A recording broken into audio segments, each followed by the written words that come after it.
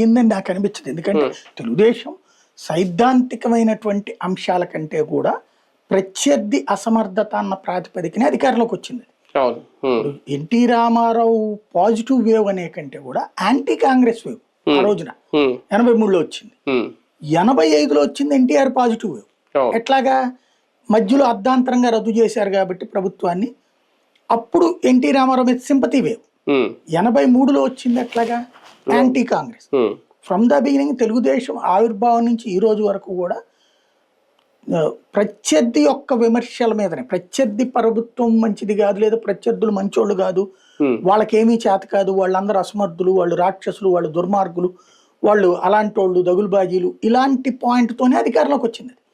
ఇప్పుడు కుక్కమూతి పిందెలు ఇట్లాంటివి మాట్లాడినటువంటి ఎన్టీ రామారావు ఇవన్నీ కూడా చూస్తే యాంటీనే.